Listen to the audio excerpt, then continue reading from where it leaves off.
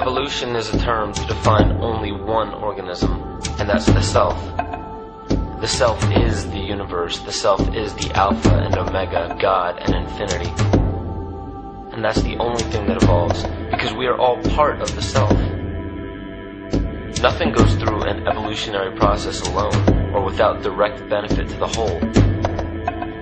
So when you begin to think that there's this controlling elite, this controlling hand behind the curtains leading the planet to destruction, when you think the end is near, the apocalypse, Armageddon, and when you think we as a species are doomed, it is not they, it is you that brought this about.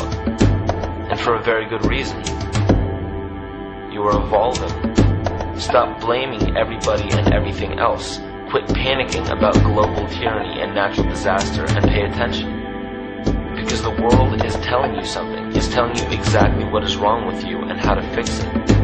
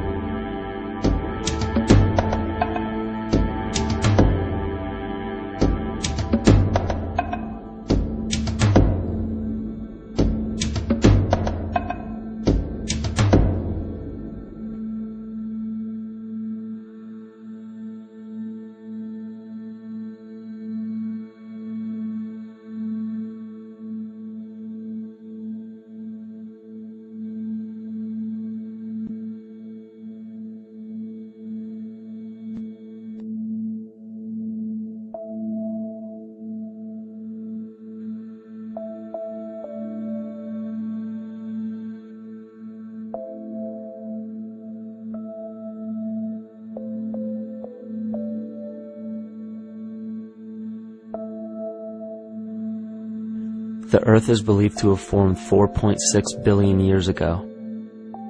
Within the first 150 million years, it began cooling and releasing gases from the lithosphere, which created the earliest forms of the Earth's atmosphere.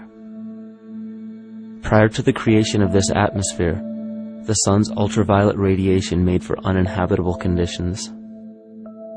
But as the Earth cooled further, water condensed in the atmosphere, and oxygen accumulated, making way for organic compounds. This spawned single-celled organisms, and then plant life. And down through time, the evolutionary chain continued. And then we arrive at a species that does not seem to fit as well as the rest. Homo sapiens' gestation period of 9 months mimics the 3.8 billion year evolution of all life on Earth. The human embryo repeats the evolution of all species.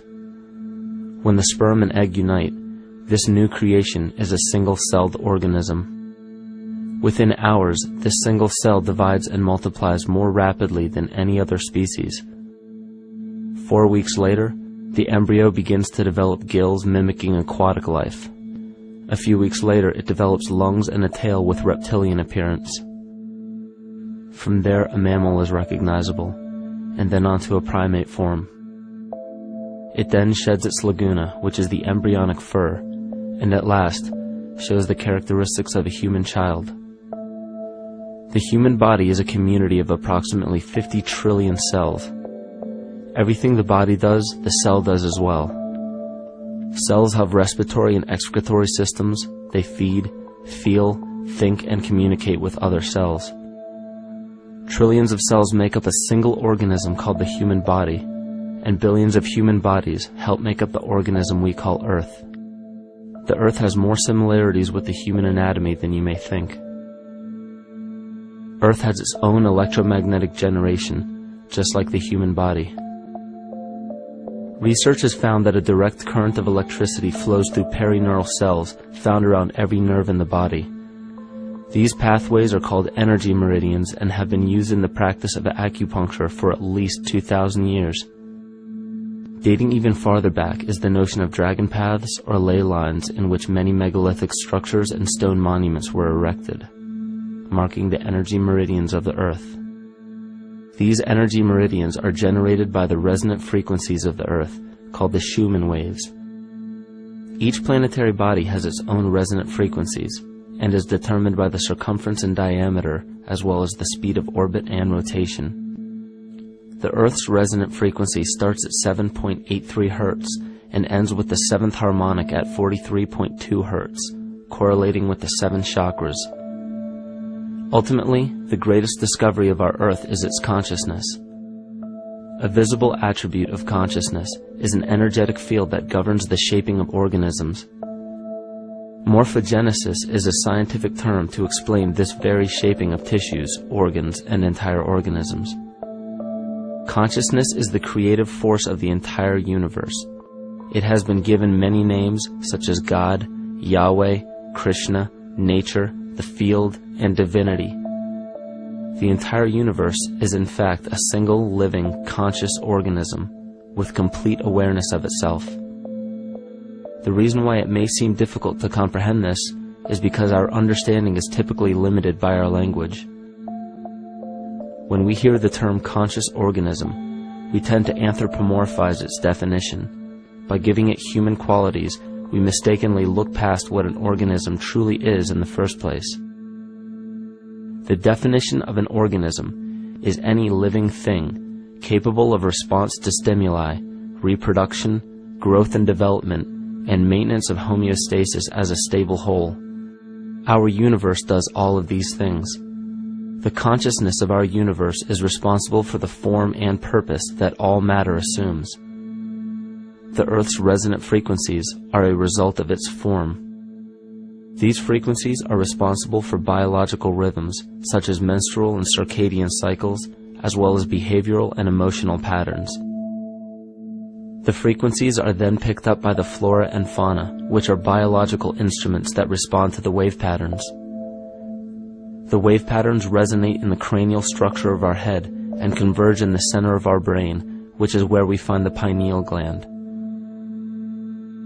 The pineal gland is believed in many cultures to be the spiritual third eye responsible for intuition. Descartes called it the seat of the soul where mind and body meet. Each individual cell in our body receives an electromagnetic impulse from our central nervous system. They receive the very same impulse that was disseminated to every biological instrument from the earth. An explanation of our conscious universe has been attempted by religion, science, and philosophy. The neglect of biological nature from any organism causes illness. A divorce from nature, exile from Eden, confounding of tongues, they are all symptoms not of a biblical God or deity, but the true self. The greatest and only threat to ourselves is a loss of self, the death of our divinity. As we barrel through history with oceans of information, yet barely a drop of wisdom, we have to understand how we lost ourself.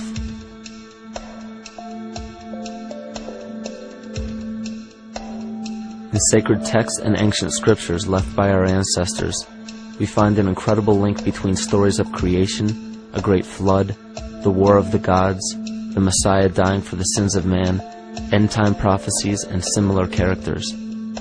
These correlations show up in myths from cultures that supposedly had no contact with one another due to distance in geography and time. The common thread we find that connects all of mythology has its roots in the stars.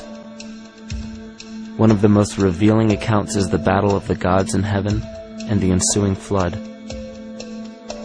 In the Bible, Lucifer rivaled the Lord and was defeated and cast down to earth. In the creation myth of the Enuma Elish, we find a similar story of Tiamat being defeated by Marduk and cast down to the abyss of Apsu. In chaos, Tiamat, the mother of them both, Apsu and Tiamat's waters were mingled together, meaning that the chaotic waters of Tiamat were somehow mixed with the sweet waters of Apsu. Apsu was the Sumero-Akkadian god of the abyss beneath the earth. Tiamat, also known as Lucifer, was known as a serpent or dragon and was defeated by Marduk. Marduk was the father of Nebo or Mercury, and Mercury is the same mythological character as the Zoroastrian Mithra, the Egyptian Hermes Anubis, and the Gnostic Hermes Christos. The most recent version of Mercury, however, is the Archangel Michael in the Bible, who defeated Lucifer and sent him to the abyss of the earth, or hell.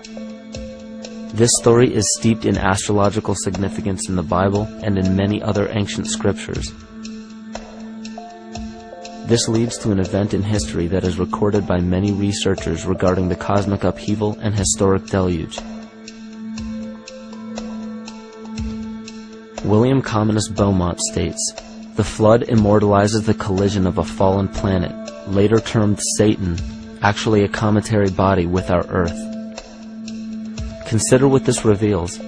He postulates that a planet, later termed Satan, fell to the earth, creating the flood we see recorded in the Bible and other myths. Lucifer, or Tiamat, was a planet known to ancient cultures as the glistening one, the dragon of chaotic salt waters. The light from the sun illuminated this planet's water, which gave it a glow that rivaled the sun's own light, which is where we hear about Lucifer rivaling the Lord. The Lord in this case being the sun, which sustains and gives warmth to the earth. The planet Tiamat, or Lucifer, was destroyed by a cataclysmic event that hurled the watery planet to the abyss of the earth. In the book of Enoch, it reveals, "And behold, a star fell from heaven, and when it fell to earth, I saw how the earth was swallowed up in a great abyss." The myth of the Ute Indians states, "The sun was shivered into 1,000 fragments, which fell to earth, causing a general conflagration. Then Tawats fled before the destruction he had wrought. And as he fled, the burning earth consumed his feet, legs, body, hands, and arms, until at last, swollen with heat, the eyes of the god burst and tears gushed forth in a flood which spread over the earth, extinguishing the fire." This myth resembles the translation of the Enuma Elish by Stephanie Daly in her book Myth from Mesopotamia, which explains that Tiamat's eyes became the source of the Tigris and Euphrates rivers. As written in the book of Revelations, "And there was a war in heaven. Michael and his angels fought against the dragon, and the dragon and his angels fought back. The great dragon was hurled down, that ancient serpent called the devil, or Satan, who leads the whole world astray. He was hurled to the earth." The Roman mythology of Ovid gives the story of Phaeton, which happens to be another name given to the watery planet Lucifer, or Tiamat. This story reveals that Phaeton was a child of the sun and wished to become the sun for a day. Phaeton attempted this feat, and eventually Jove, who is also known as Marduk, destroyed Phaeton, sending him crashing to the earth in flames and put out by a tremendous flood of water from a river unseen before. The common theme we notice here is that of a saltwater planet, the great dragon, Lucifer, Tiamat, or Phaeton, was defeated and fell to the earth, and now dwells in the abyss known as hell, giving us the outline of the story of Lucifer rising up against the Lord and being defeated and banished to rule the underworld. As we know, however, an outline is but a shell of a story. The inner meaning, the spirit of the myth, comes with a deeper understanding of the essence of each planet, not just the physical planet, but the conscious core, because we know now that the proportions and velocity of a planet gives them their own characteristic frequencies, which govern biological and behavioral patterns. These planets reflect the archetypal psychology of man. In ancient times, probably the most important field of research was the study of the heavens. Galactic bodies and their movement through the sky were known to be symbolic of the inner faculties within human consciousness. Within all organisms, outdated science has only explained the physical world measured by our five senses. Only in esoteric religions, mysticism, and quantum fields of science are we to find any attempt at explaining where thoughts and emotions fit into the sense-perceptible world. We also understand now that humanity is a community of cells within the organism of the Earth. The Earth, therefore, is a higher organism that shapes our form and function. This higher organism and all other planetary bodies are governed by consciousness, just as we individual humans are.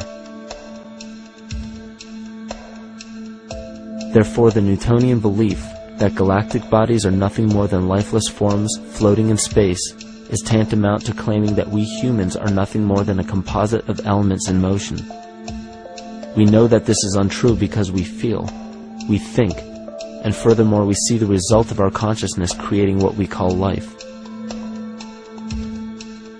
Plato wrote, "This world is indeed a living being, endowed with a soul and intelligence, a single visible living entity containing all other living entities, which by their nature are all related."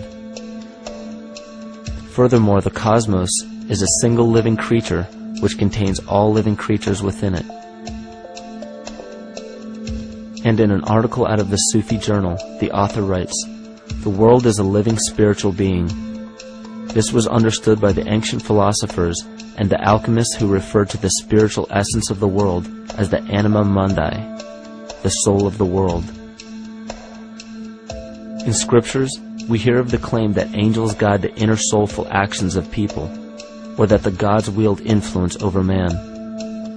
Most ancient spiritual and scientific teachings held the belief that the hierarchies of the gods, angels, archangels, archai, all the way down to the cherubim and the seraphim, are the hierarchies within the human psyche. In this way, we must understand that when the whole of ancient myths and sacred scriptures speak of spiritual influence from a higher being, they were speaking of archetypal forces that are inherent within us, not an influence from an external source. This is where we begin to see the relevance of astrology as an ancient form of science that resurfaced in the 19th and 20th centuries under the name of psychology.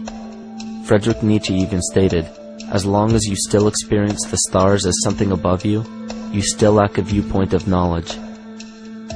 This is astropsychology and maps the inner faculties of the psyche. In pre-Christian times, there were schools known today as the mystery schools or the mystery religions. The messages encoded in the scriptures and ancient archaeology came from adepts of spiritual science. The intent was to teach the initiates the deeper meaning of these myths. What became later termed as Lucifer, Satan, or the devil was representative of the ego which rivals the Lord, the representative of the self. The true self is the epicenter of a person's entire being. It is the total sum of everything that we are. The false ego, on the other hand, is the idea and concept we create about ourselves in the course of our lives, which typically excludes any qualities we don't wish to accept about ourselves. However, humanity has been endowed with the freedom to choose either to obey the true self or to give in to the temptation of the vanity and materialism of the false ego. This is the most notable trait that separates man from animal. Our freedom of choice. The choice to follow our concepts and ideals or our natural impulses. The choice to sustain nature or to destroy it. This freedom of choice weighs on the fate of the entire organism that we call humanity. Cancer begins with a group of cells within a community that fail to communicate with the conscious signal of the organism. Those cells begin to grow out of control and spread to other areas of the organism. This very disease is evident in our world today. The cancer upon our earth is the domination of our false ego and our divorce from nature. Collectively, among every human, the cancer upon our earth is the domination of our false ego and our divorce from nature. Collectively, among every human, vanity leads to segregation and competition. Competition leads to fear and greed. Greed leads to deceit and immorality. And immorality is the breeding ground for illness, waging war on our earth. Every act of hatred and destructiveness in our world begins with self-hate and self-destructiveness. And it all begins with a breakdown in communication.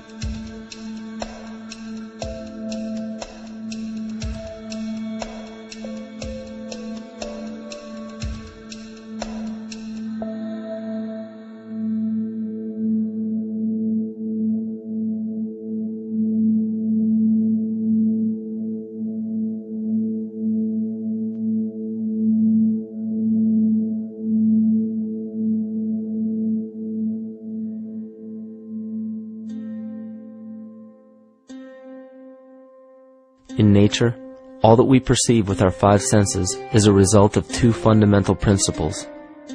Everything in existence is made of a relationship between vibration and matter. Vibration is a masculine creative force countered by matter, which is a feminine receptive force. Thus begins the principle of duality.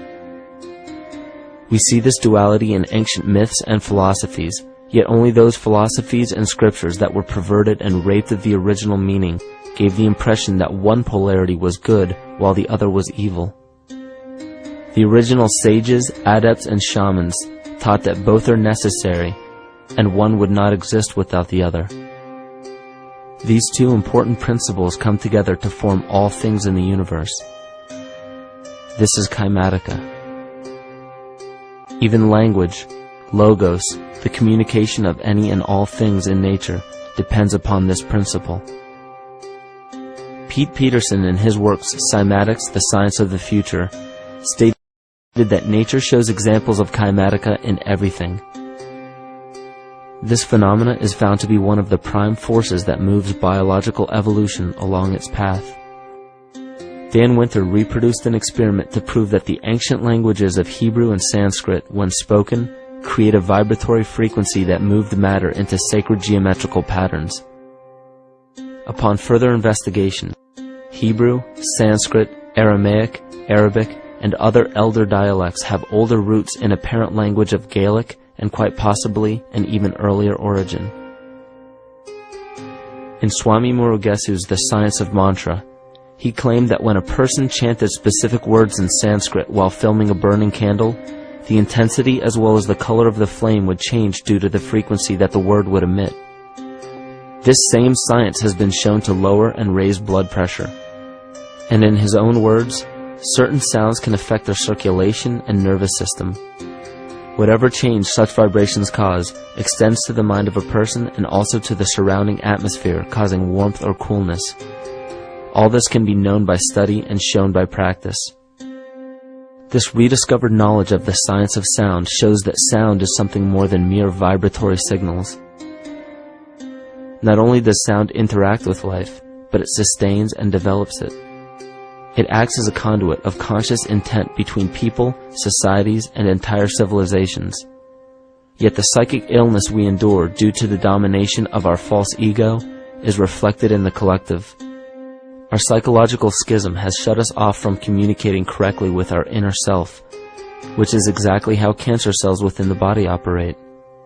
In the collective, we have created a language barrier between humanity and the rest of nature, acting as a global cancer. Recorded in history, the efficacy of the ancient languages has been severely uprooted. The alphanumeric translation from Hebrew to English shows a complete reversal of the two languages, giving the cymatic effect unnatural results. Dr. Leonard Horowitz stated in his work on DNA, 1/3 of the sensory motor cortex of the brain is devoted to the tongue, oral cavity, the lips, and speech. In other words, oral frequency emissions spoken or sung exert powerful control over life, vibrating genes that influence total well-being and even evolution of the species. A degradation of language in this case is shown to affect biology.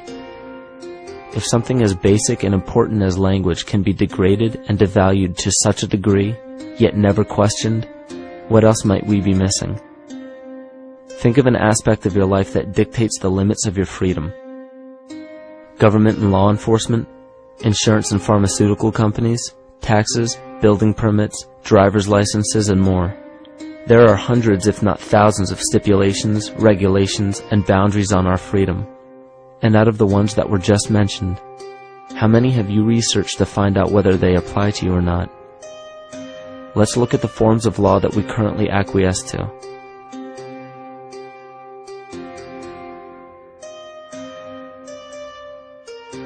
A common misconception among people is that any rule or regulation that governs them falls under one category: law. But there are many other forms of law that people abide by without realizing that they simply do not apply to them. Another misconception is that a nation's constitution gives us our rights. A constitution does nothing more than list the rights that we already have. We are born with inalienable rights, endowed to us by our Creator. They are not given to us, and they cannot be given away. The most a person can do with a right is choose whether to exercise it or not. Maritime Admiralty law is what's known as the law of the water. It is superseded by civil law and only applies to those who willingly contract themselves into it. The definition of Admiralty law is a body of private international law governing the relationships between private entities which operate vessels on the oceans. Let's look at how and why a form of law that is fashioned to govern corporations, businesses, and vessels has imposed its rule over natural human beings. This is all done through a form of word magic. A simple perversion of language has made it possible to convince people around the world that these alternative laws apply to them. One of the predominant beliefs in modern culture is that licenses, permits, registrations, and other forms of documentation are required to operate motor vehicles, use public roads, build structures and establishments, engage in free enterprise, and much more. Sadly, these beliefs are based on little to no investigation whatsoever, and are false. This belief structure is perpetuated by Maritime Admiralty law. This form of law was originally created to govern ships docking in foreign nations for the import or export of products and resources. It deals with banking and merchant affairs, not civil affairs. When a product is taken off of a ship and brought into a foreign land, that nation takes custody of the resource and accounts for it with a certificate. That certificate marks the birth date of that product in the custody of the respective nation. Think of why it is supposedly required to have a certificate of live birth in the first place. The Barron's Dictionary of Banking Terms defines a certificate as a paper establishing an ownership claim. So right there, we notice that everyone with a birth certificate is defined as being owned.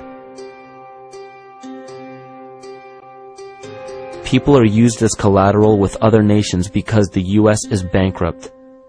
The United States declared bankruptcy on March 9th of 1933. At this point, the U.S. began taking out loans from a private, non-government affiliated corporation called the Federal Reserve.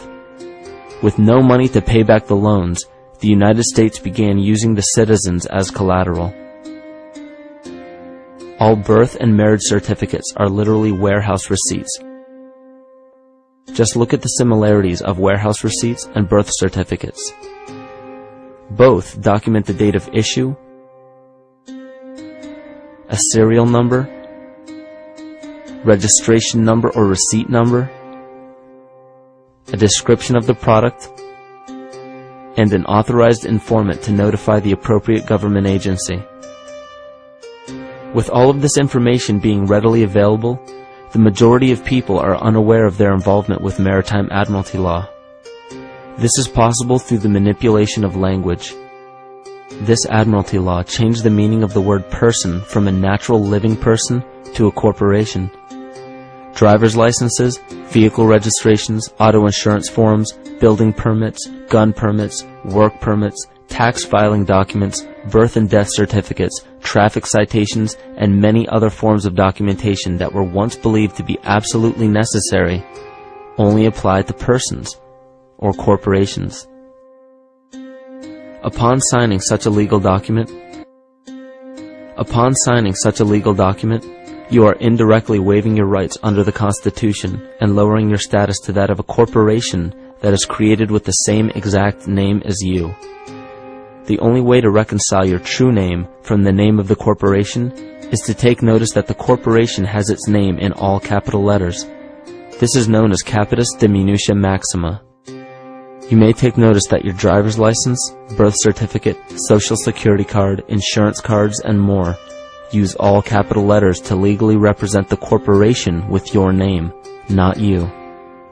The corporation is known as an artificial person, whereas you, the human being, are known as a natural person. This deception goes even deeper when it comes to the courts that we attend. When showing up to court, you will notice that there are seats for witnesses behind a wooden fence or barrier. The defendant must cross through the entrance to the other side of the barrier where the plaintiff and judge sit. This act symbolizes the boarding of a ship. At this time, business can be conducted in Maritime Admiralty law. The judge, acting as captain or banker, is responsible for settling the balance between the two sides. This is why there is always a monetary value involved in any court case. The captain is simply dealing with banking and merchant disputes. Once the balance is paid, the case is closed. To turn the court case away from admiralty law where your rights are not protected, you must avoid agreeing to represent the artificial person. This is done by stating that you are the natural person. You don't have a first or last name because those imply corporate title. In a court case, you may state that the court takes judicial notice of your honor's oath of office. Every judge must take an oath of office to practice law. Yet you must make it clear to the court and the jury that the judge is acting as judge and not banker. Remember that you are a natural human being of the earth. You are not governed by anything but your own consciousness. Laws are created within a society. The society that created the laws we see being enforced today is called the Law Society. Yet the most beautiful part of this entire deception is the fact that we are not part of the Law Society, so their laws do not apply to us. Judges, lawyers, and law enforcement officers, they're all part of a society. Within that society, they've created their own language that's deceptively similar to English. They have these little things called statutes, acts, and regulations that seem like laws, but they really only apply to those within their society. So that basically means all the traffic violations, minimum age requirements, and everything except for damage to another person or their property doesn't really apply to the natural person. Laws only apply to those within the Law Society. The game being played is an illusion. You can simply choose to open your eyes and reclaim the freedom that you were born with, bound by nothing but the limits of your imagination. These are just a few examples of assuring that your rights are being protected. By far, the most important line of defense against this deception is to be aware of the perversion of language, and be absolutely aware of how you form your beliefs and concepts.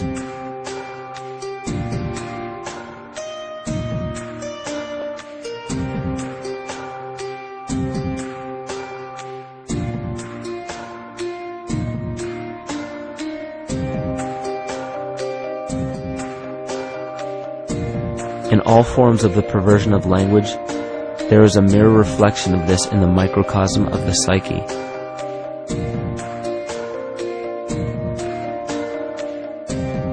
And the problem I see with humanity today is we don't truly know ourselves anymore. We have the 9-to-5 job, we have the house, the children, the bills, the television, the hobbies, and the errands that we run every single day, and we eventually begin to believe that this is who we are. But who are we beneath the job title, beneath the status of mother or father, theist or atheist, Republican or Democrat, black or white, man or woman? Who are we? Who are we deep down inside? We don't know, because every time we hear an answer that we don't want to accept about ourselves, we deny it. We'll pass it off and project it onto somebody else and judge them for it. This is repression. And we see what repression can do to us on an individual level, but what about on a collective level of humanity? What happens when the whole world refuses to see what they truly are on the inside?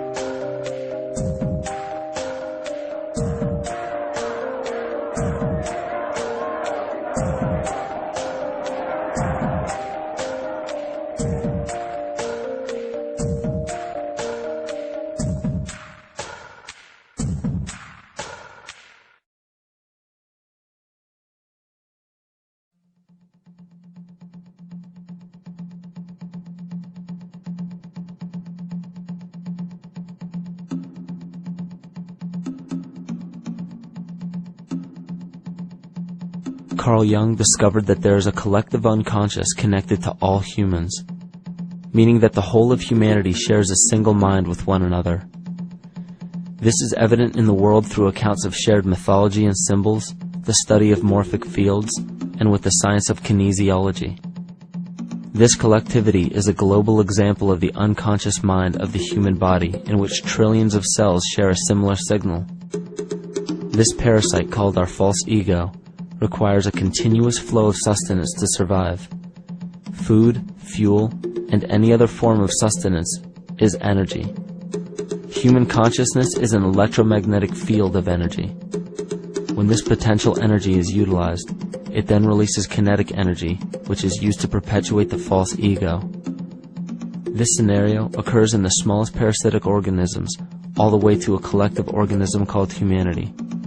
A parasite will release chemicals that cause the host to crave the sustenance that the parasite needs to survive. As long as the host is unaware, it will keep feeding the parasite and starving itself. In a similar way, Wilhelm Reich stated that whole societies suffer from a psychosis caused by starving our organic biological impulses. He states that sexual suppression supports the power of the church, which has sunk very deep roots into the exploited masses by means of sexual anxiety and guilt. It engenders timidity towards authority and binds children to their parents. This results in adult subservience to state authority and to capitalistic exploitation. It paralyzes the intellectual critical powers of the oppressed masses because it consumes the greater part of biological energy. Finally, it paralyzes the resolute development of creative forces and renders impossible the achievement of all aspirations for human freedom. In this way, the prevailing economic system, in which single individuals can easily rule entire masses, becomes rooted in the psychic structures of the oppressed themselves. What Reich was showing in this powerful quote is that on a collective level, the suppression of a natural function, whether biological, spiritual, or emotional, will result in an abnormal reaction, a psychic disease. This illness or disease is reflected into the masses through a collective unconscious and acts as an epidemic.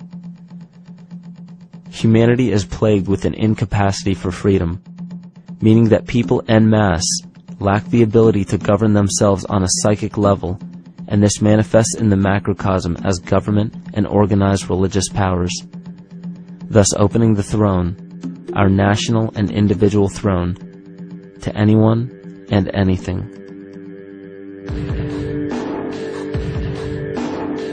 Enter the infamous rulers of the earth, the patriarchs of civilization, political, social, economic, and spiritual dictatorship, psychic tyranny.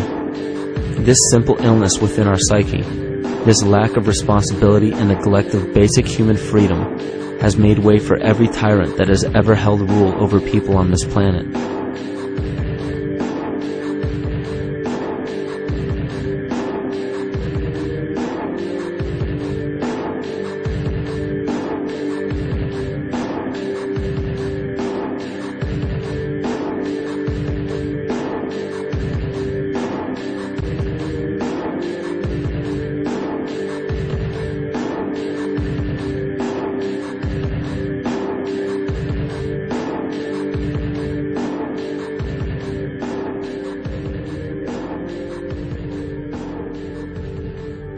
But these oppressive tyrants that are demonized by the masses are no different than us.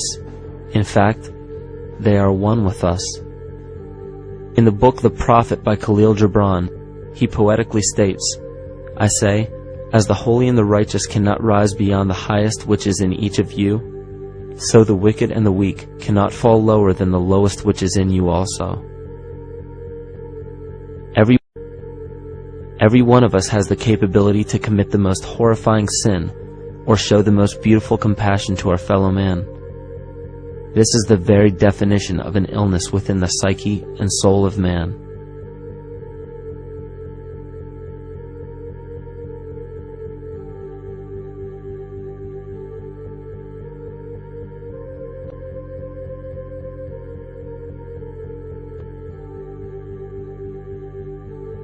Think of any position of power that you believe to be above you.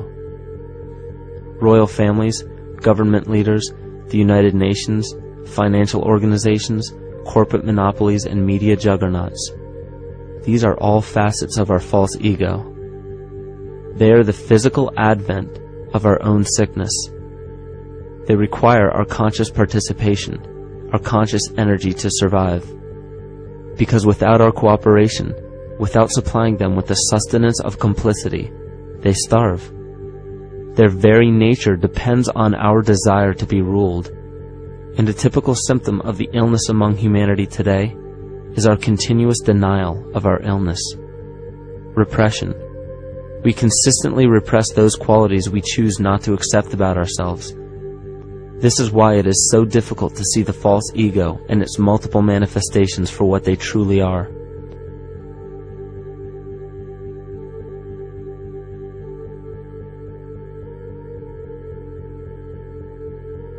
This is the very nature of the false ego. It acts as a red herring to distract us from the freedom we truly have. For this psychic parasite to survive, it must supply us with a chemical that will cause us to remain dependent upon it. In this case, the sustenance is our conscious energy. And in order for us to feed it to the parasite, the chemical of fear causes humanity to crave protection and defense.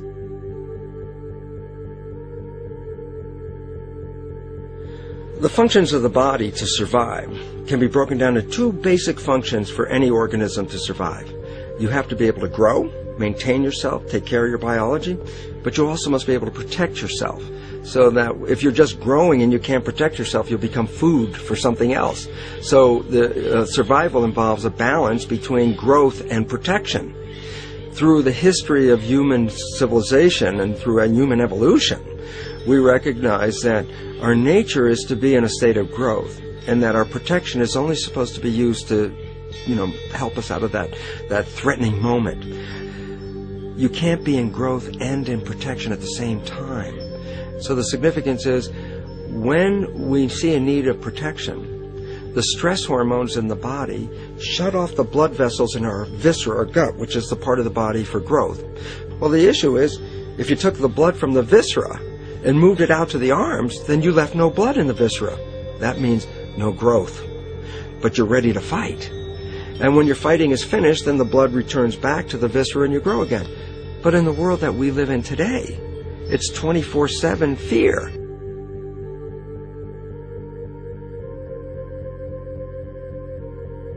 So we have a continuous dripping of that stress hormone into the body. It's just dripping all the time, getting us ready to run or fight or flight at any moment at the drop of a hat. We're ready to go because we're on guard. Well, the problem is, what does that mean about your allocation of energy? And it says, we're spending most of our energy in protection. You cannot survive if you're in protection all the time.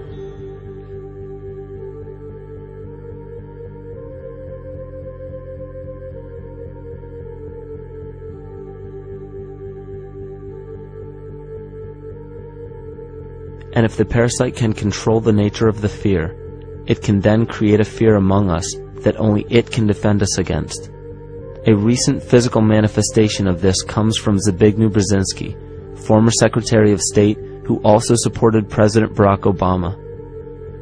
In his book, The Grand Chessboard, he states, as America becomes an increasingly multicultural society, it may find it more difficult to fashion a consensus of foreign policy issues, except in the circumstance of a truly massive and widely perceived direct external threat. Even the Reichsfuhrer of the Nazi Party, Hermann Göring, sums up this game of supply and demand perfectly when he stated, "The people can always be brought to the bidding of the leaders." That is easy. All you have to do is tell them they are being attacked and denounce the peacemakers for lack of patriotism and exposing the country to danger. It works the same in any country. It also works the same in every individual psyche. Just remember that the false ego has only one desire: to become greater and more powerful than the true self. This illness causes us to believe that we are separate from nature. This is why we see such a rise in the dependency of technology. This is why we see such little stewardship for the earth and the environment. And this is why we see bigotry, racism, sexism, and every other form of discrimination possible that leads to crime, violence, wars, and eventually, the global destruction of the organism. This endless state of fear, confusion, and segregation our world seems to live in is a symptom of the false ego creating a false threat.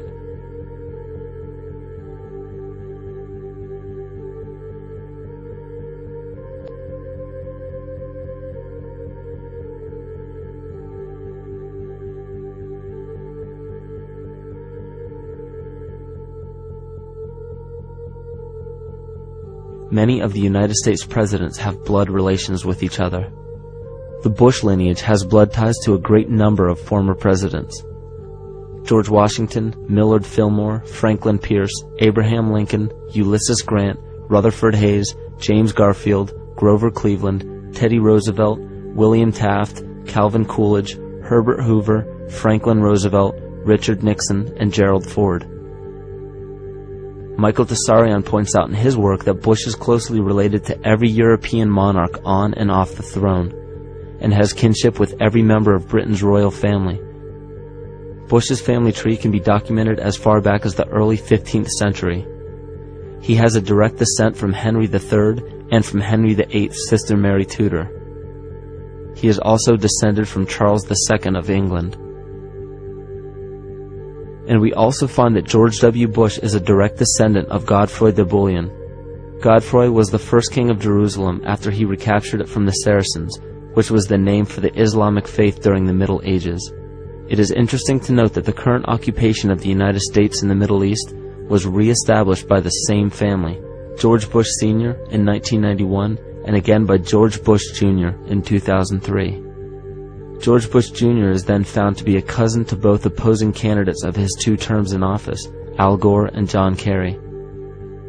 Democratic President Barack Obama also has blood ties with George W. Bush, as well as Gerald Ford, Lyndon Johnson, Harry Truman, James Madison, and the British Prime Minister Sir Winston Churchill. On the opposing side of the 2008 presidential ballot, John McCain is descended from Robert the Bruce, King William I of Scotland, and also Godfrey the Bullion. Probably one of the most interesting facets of the bloodline relations is the fact that the whole British royal family has descent from the Muslim prophet Muhammad through the Arab kings of Seville. This bloodline was passed through the kings of Portugal, Castile, and eventually down to King Edward IV. And this is a very, very different story from what you hear the media pumping out every day, being this idea of lineal superiority. It's completely debunked according to the foremost authority of aristocratic lineage, Burke's peerage. And this just goes to show that there's the true story, and then there's the manufactured illusion, the front that's given to the public.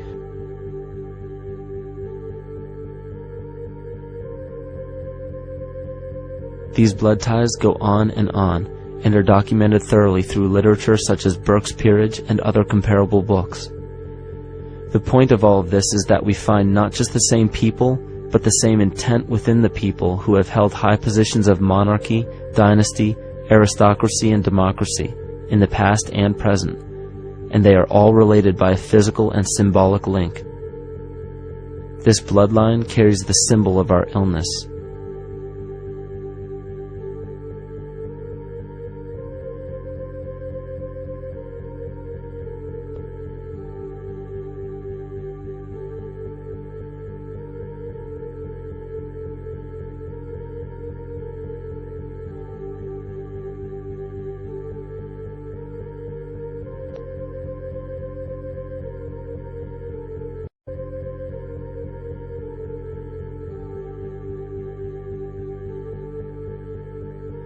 The symptoms of our psycho-spiritual illness are the wars, terrorist attacks, artificial or man-made disasters, and leader figures.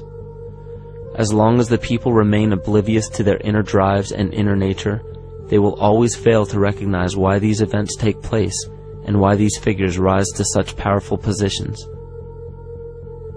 The reason why we have failed for thousands of years to conquer these archetypal rulers permanently is because for thousands of years we have been fighting the symptoms of an illness and not the root cause. For every corrupt government that falls at the hands of a revolutionary, oppressed people, 2 more will rise in its place every time. Because the root cause of a corrupt government does not exist in the individual leading that government. It exists within the psyche of every individual. Because an unaware host to a deadly parasite will do anything to avoid accepting his own incapacity for freedom.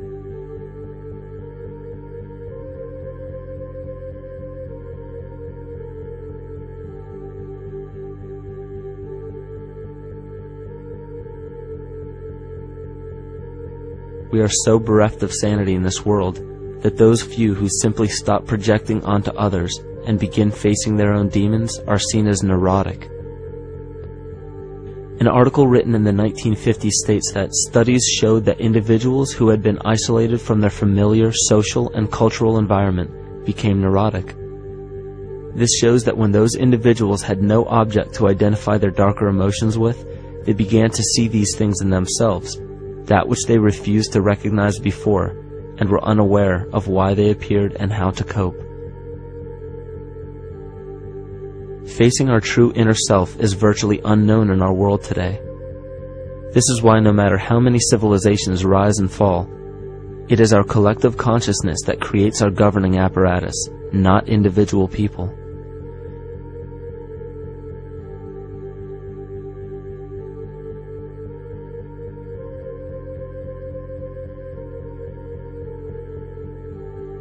And after countless attempts, you would imagine that people would realize that a physical retaliation may not be the solution.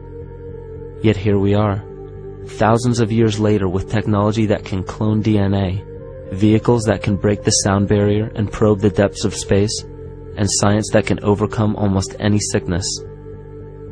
Yet we still fail to take notice to the importance of thoughts and consciousness. This is the very definition of insanity. And every single one of us is responsible for this psychic epidemic, because we're killing the messenger and paying no attention to the message.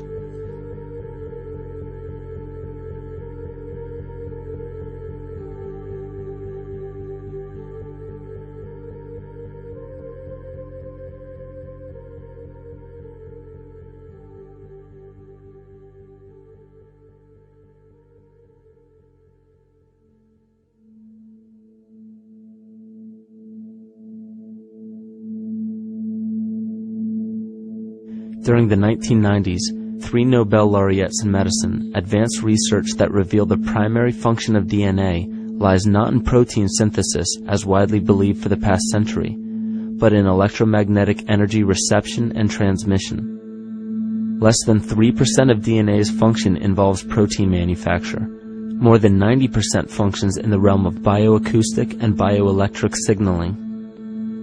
So why is it important to know that DNA functions in bioelectric signaling?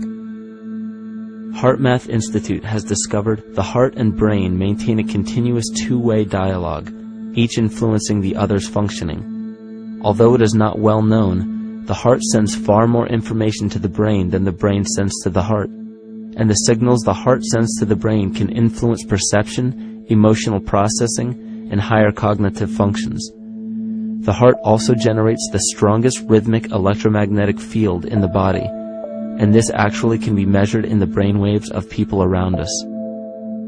We are quite literally an electromagnetic expression of our highest cognitive function. The behavior of electromagnetism is evident throughout the world as dualism. All matter contains a negative and positive charge, which means organisms are built upon this foundation. The natural homeostasis of any organism is a balance of both polarities. Furthermore, research on emotional energetics shows that the heart's field is a carrier of emotional information and a mediator of bioelectromagnetic communication within and outside the body. Research shows our heart's field changes distinctly as we experience different emotions.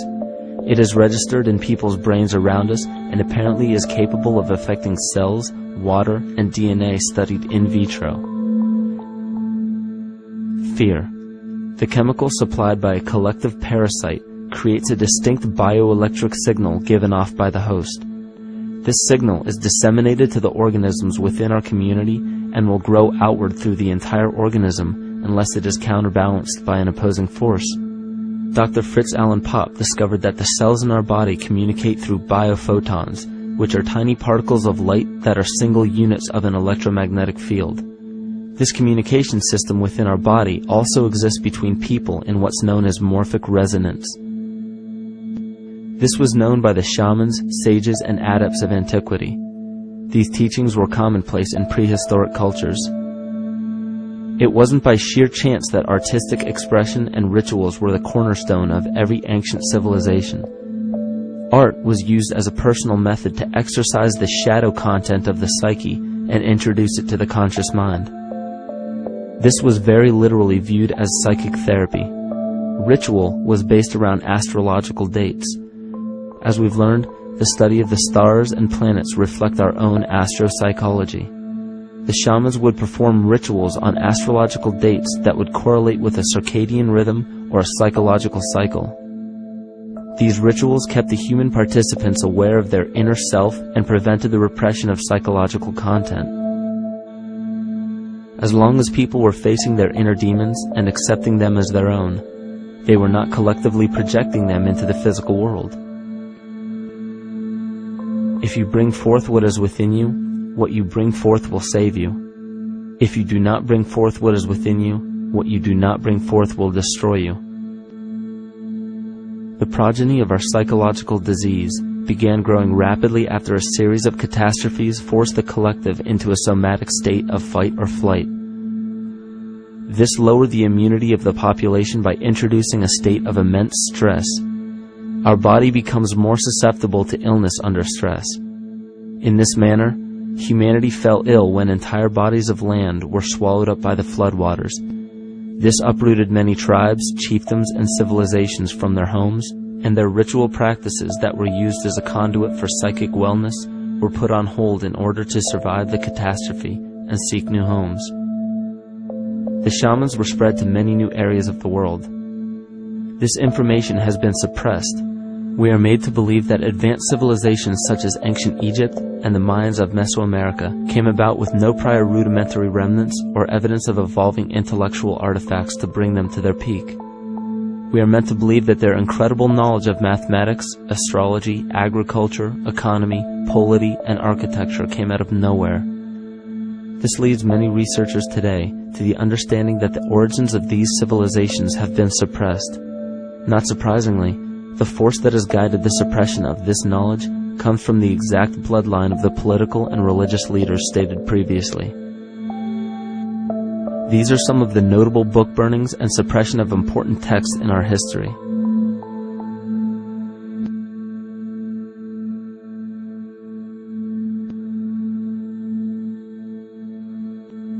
Yet after all of this suppression, there are still remnants of the dispersion of elder civilizations in nearly every country. There is tremendous evidence of ancient cultures visiting North America long before the conventional belief of European colonization. Barry Fell states in his book America BC, there are ancient inscriptions now being reported from nearly all parts of the United States, Canada, and Latin America, written in various European and Mediterranean languages in alphabets that date from 2,500 years ago. William Commonus Beaumont wrote, "The Toltec and Maya civilizations never originated on American soil, but appeared there full-blown, with a well-defined art and system of hieroglyphic writing which possesses affinities with Egyptian. It is found that there are thousands of prehistoric sites across New England and several other northern states showing inscriptions, carvings, and mounds created by Druidic mariners as far back as 800 BC. To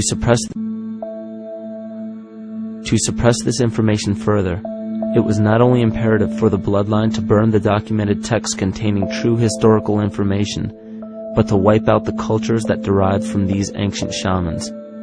The most devastating genocide ever endured was and still is the annihilation of shamanic tribes. We've lost our traditional roots and don't know about ritual. The dragon dances and the ghost dances of the Native American Indians, what do you think that was all about? All the shamans of the world, when they do their rituals, they're doing that. Their work, harmonically through dances, is to strengthen the immune system of the earth. But they've been all murdered.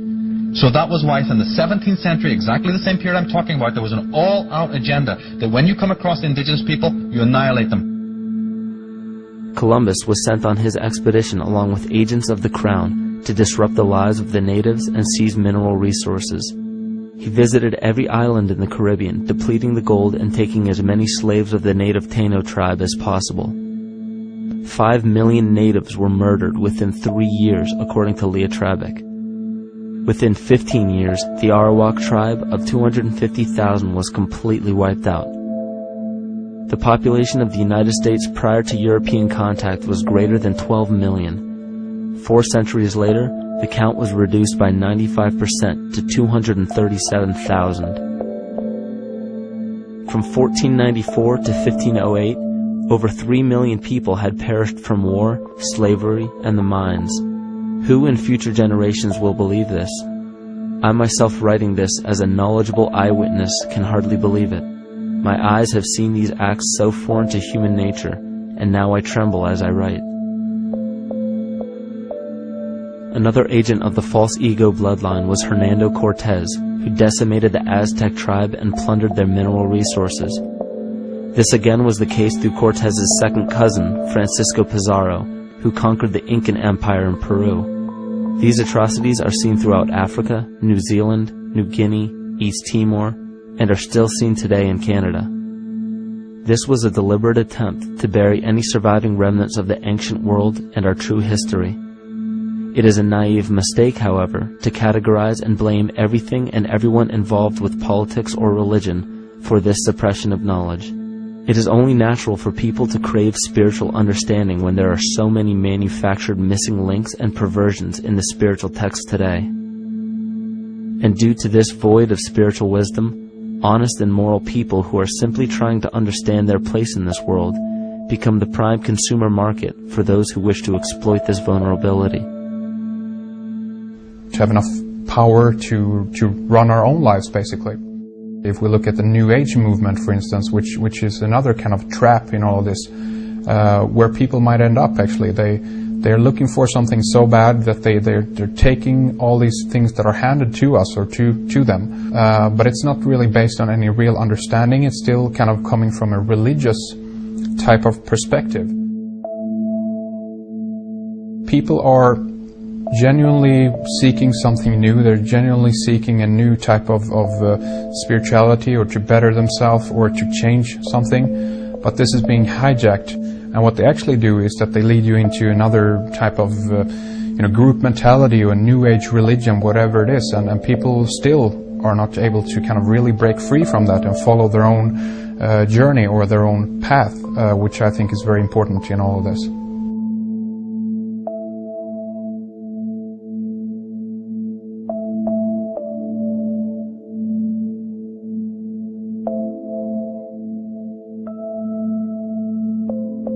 In the pre-Christian era, there were several cults of incredible power, most notably the stellar, solar, Saturnian, lunar, and mushroom cults.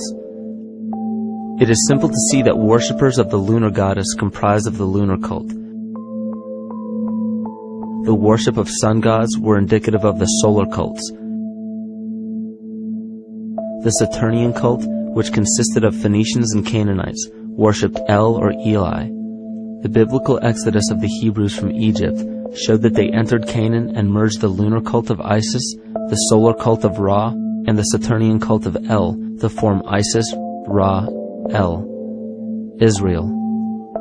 The old Israelitish cult and mythology, the Yahweh worship, the patriarchal legends, the sojourn in Egypt, and so on, are rooted in the religion of the sacred fungus, developed from the underlying fertility philosophy of the ancient Near East.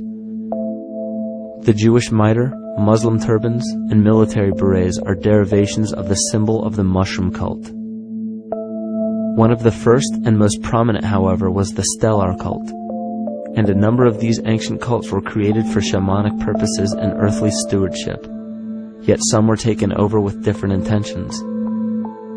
Just as you would imagine in any establishment of power, smaller cults formed within the main cults to worship individual deities. The cult of Mithras and the cult of Dionysus are two examples. You still today can see the Mithraic or Phrygian cap on the symbol of the seated Liberty Dollar, the coat of arms of many countries, the reverse side of the flag of Paraguay, the seal of the United States Senate, and even involved in the solar cult holiday that we now call Christmas. In the cult of Dionysus, many festivals were celebrated, such as the Greater Dionysia, celebrated in Athens around the spring equinox. The foremost event in this festival was the Thymelic contest, in which poets, musicians, and entertainers performed in an open-air theater. Musicians did not have to pay taxes, and members of the Artists Guild did not have to participate in military affairs. The cult of Dionysus is still alive to this day as the entertainment industry.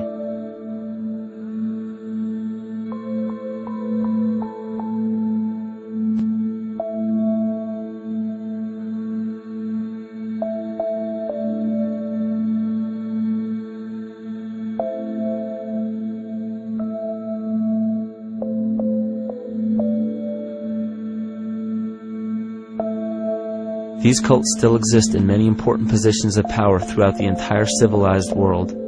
Yet the most important function of these groups is to manufacture the consent and complicity of the people. The conscious mind is the creative mind. It's the one that has your personal identity into it. It does the real thinking. And then there's a subconscious mind. Well, there's no entity in it. The subconscious mind is equivalent of a tape player. It records behaviors, and then at the push of a button plays a behavior. It's automatic. It's a very convenient thing, because then we don't have to relearn all the time. Once you know it, you can make a pattern. The problem is that the basic patterns of belief and behavior that are programmed in the subconscious mind came from our teachers, primarily our parents, our family, and our community. So most people don't even understand how easily we're influenced by our environment. Every person that we encounter, every single situation that we're faced with, every little word that's said on television may not seem too influential to our conscious minds, but your unconscious is designed specifically to let every environmental signal influence you without your awareness. So the question is, are we leading conscious or unconscious lives? And now neuroscience has told us in the unfolding of our lives, only 5% of our life is controlled by our conscious mind, and 95% of the time controlled by the subconscious with programs from other people that were installed in there. And the problem is, it means when those programs are playing, we don't see them. And the skeptics will sit there and say, consciousness, archetypes, astrology? No. We create things with our hands, not our minds. Archetypes aren't physical. They can't influence me. But when you think of the fact that we're only conscious of this small little fraction of our behavior, what we don't realize is that entire countries, entire civilizations that think they're free and independent, but are unconsciously too afraid to be free and independent, they will beg to be governed. And if they can't do it themselves, who do you think will consciously or unconsciously take that responsibility? It usually ends up being that strong, masculine, animus archetypal figure. When we think we're in danger, we're not looking for our mother to nurture us. We want our father to protect us. And right on cue with the age of fear, this age of catastrophe, the age of this parasite, we see masculine domination. And one of the primary conduits for giving our responsibility and our conscious energy away is money. We surely don't want to admit that our dependency on money is flawed, because that would imply that the fault is our own. And God forbid we take responsibility for our lives, so we blame the money. This is the cornerstone of the entire illusion being built around us by the false ego. Money is said to be the root of all evil, yet it cannot be evil because money is only a symbol. Symbols carry only the faith and spirit of the observer. This means that the symbol of paper money, yet it cannot be evil because money is only a symbol. Symbols carry only the faith and spirit of the observer. This means that the symbol of paper money evokes and surfaces the evil intentions and inherent flaw of our false ego. Money only exists because we agree to accept it as valuable. And to further illustrate our incapacity for freedom, we've given the control of our faith-based money to a private corporation instead of the federal government. There is no law stating that we have to use Federal Reserve notes as currency. We choose to because we fear the alternative: independence.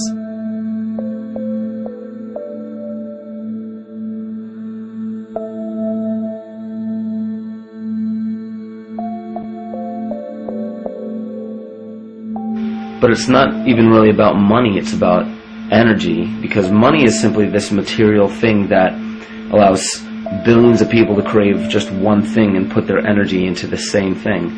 It's not the plasma TV or the house or the lifestyle or the job or the significant other or the status that we're really after, because we know that we're empty. These people feel sadness and loneliness and void just like anybody else, and they either want to fill that void with materialism because they think that that'll make them feel better, or they want to sedate the void feeling with material possessions. So it all comes back to this feeling of having to put our dependency into an external source, something that we have absolutely no control over. What we're seeing right now is with all the competition of each other destroying each other, wars, competing for material existence, raping the planet and tearing it apart to get some pieces of it to hold in your hands and say you won the game. Every one of those moves is destructive not just of the planet but of human civilization, because human civilization will thrive with cooperation and will die with competition. And if you operate from these truths, then you end up with the extinction that lies before us. You see, we all have demons, so to speak. We all have inner demons in our lives, but we expect to see devilish monsters or dark apparitions when you think of a demon, kind of like what you'd see in the cinema. But our demons are really the people in our everyday lives, the people that we argue with, the people that we envy or hate, the ones we physically or emotionally harm in some way, shape, or form. And it's not because we envy or hate qualities in these specific people as much as we hate the fact that they remind us of ourselves. They reflect qualities about ourselves that we wish we had more of, or that we wish we didn't have at all. So what do? We alleviate that pain not by fixing or fighting our own demons, but by harming the people that remind us of our demons, by harming the people that remind us of the things that we don't like about ourselves. And when we become frustrated that we're not in control of our emotions because we don't really know what's affecting our emotions, we take it out on others. We take it out on absolutely anything else that can show us or act as a catalyst for our hatred.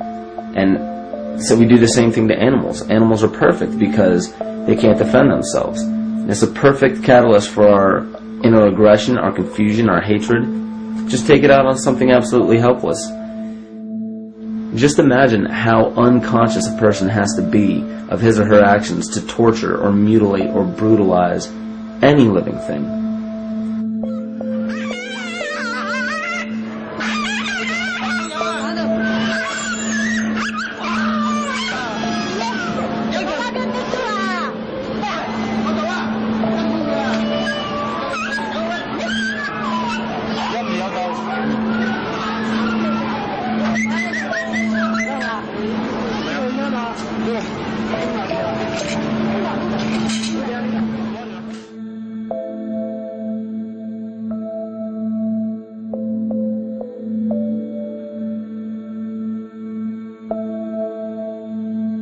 It goes down and he'll be here and we can, ouch, ooh, he bit you. Look at his tail.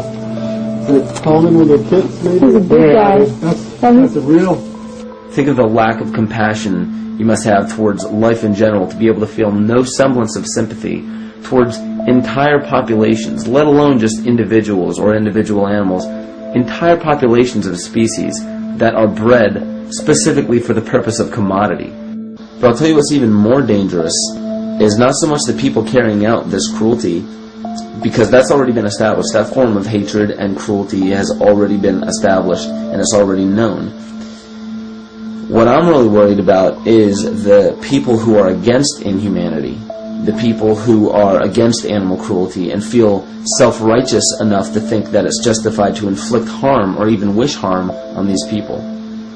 Because those are the people who take unconscious cruel behavior to a whole new level of conscious cruel behavior that's perfectly acceptable in their minds, because they feel that it's their job to bring other people to justice, like they're an authority figure of some sort. Those are the people who will have a much harder time figuring out why they harbor so much inner hatred and resentment. They don't seem to realize that it's just another form of the same exact hatred. So to keep from facing our inner demons consistently, what do? When we begin to realize, hey, wait a minute, maybe it's not alright to inflict harm on any other living thing, then the ego has to come up with a more esoteric form of cruelty to trick us into displaying the same form of self-hatred, the same indignant attitude, but just in another way and towards another group of people. But the emptiness will always find a way back in, and people will always start to feel restless again, no matter how many times they transfer blame to yet another person or yet another group. We need chaos in our lives. We crave destruction. We beg for catastrophe. Because if we don't have these things to act as a form of exorcism or a catalyst for us, we start to notice these things in ourselves, and that's what we don't want. You see, we can deal with wars. We can deal with terrorism. We can deal with stock market collapse and economic collapse. We can deal with these things. But once we start to notice this chaos within ourselves, that's what we're really afraid of. We'll take 1,000,000 September 11ths over one moment of true insight towards our self-hate.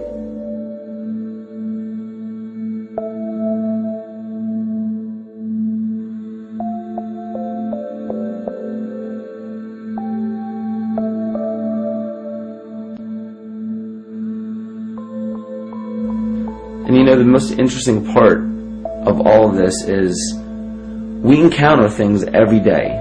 Every single day that we either accept with open arms or that we reject violently. The interesting part is not really what we're accepting or rejecting as much as what it is inside us that makes us feel compelled to a certain thing or repelled from a certain thing. There's this fundamental dual behavior of muscular strength or weakness, attraction or repulsion.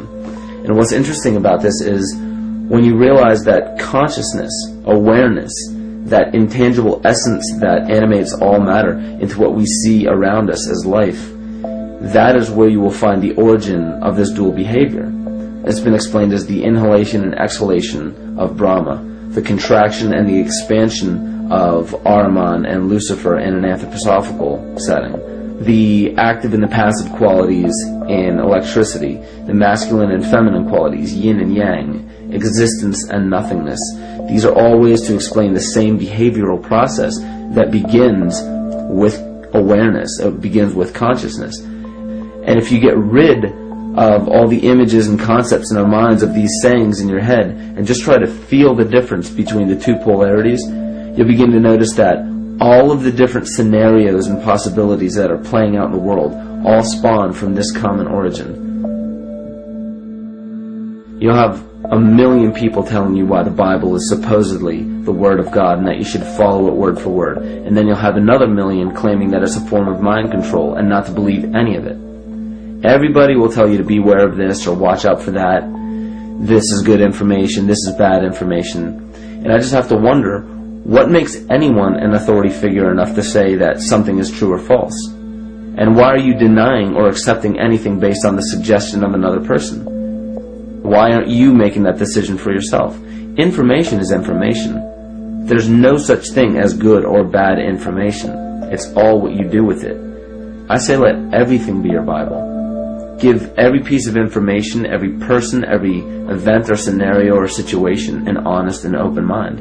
Because then it's your responsibility to respond to it in the way that you choose.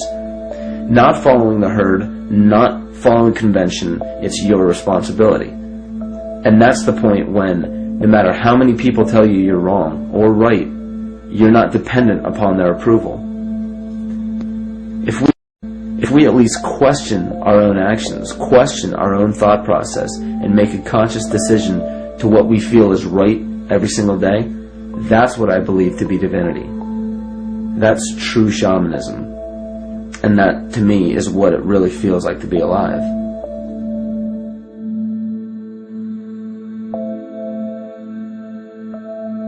In this conscious, living universe, there are no laws of nature, just habits. There is nothing external to the universe to enforce a law upon it. The illusion of a fixed law of nature is only the result of there being no need for that habit to be broken. When habits need to be broken to ensure the survival of the organism, we see this event in nature and call it evolution. The collective mind shapes our evolution. And a great example of this is the experiment done by John Cairns in 1988. His team put lactose-intolerant cells in an environment with only lactose for food. Under a law of nature, every one of these lactose-intolerant cells would have died. But surprisingly, they all survived. Every one of them understood the problem that they were facing and replaced the defective lactase enzyme with a functioning one to utilize lactose for food. If a cell has the ability to decide how and when to evolve because it's facing extinction, then anything can. The existing beliefs are that a human body is a biochemical machine controlled by genes, and therefore the behavior, emotions, and character of our biology, our health, our lives, are controlled by genes which we don't control. So this is what we taught people. You're a victim. Genes control your life. You didn't pick them. You can't change them. The genes you end up with program what's going to happen. My experiments on stem cells, which I started in 1967, I'd isolate one stem cell, put it in a petri dish, and then it would divide every 10 hours. So I took all the cells, split them up into 3 groups, and then just put them in 3 petri dishes. And then I changed the growth medium, the constituents of the environment, in each of the 3 dishes. In one dish, the cells form bone. The second dish, they form muscle. And a third dish, they form fat cells. What controlled the fate of a cell? And the first thing you have to say is, well, wait, they were all genetically identical when they were put in a dish. So obviously the genes didn't control it because they all had the same genes. What was different was the environment. And all of a sudden in my career, it said, oh my gosh, here I am teaching genes control life, and the cells are telling me genes respond to life. And since you can control the response, you can control your life. It's how you read the environment, how your mind perceives the environment. And if you understand this, then you could lead yourself to the most wonderful expression on this planet, to be fully alive and fully healthy, just how you respond to the world.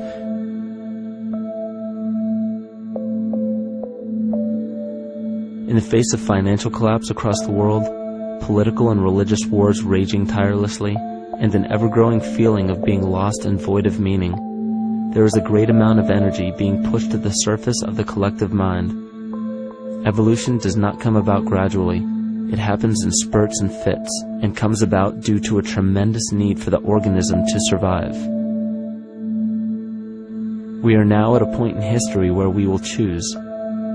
We will choose to become sovereign or remain dependent, to face our true self or continue fighting a ghost, to become well or allow this disease to grow, to live or to die. The choice is yours.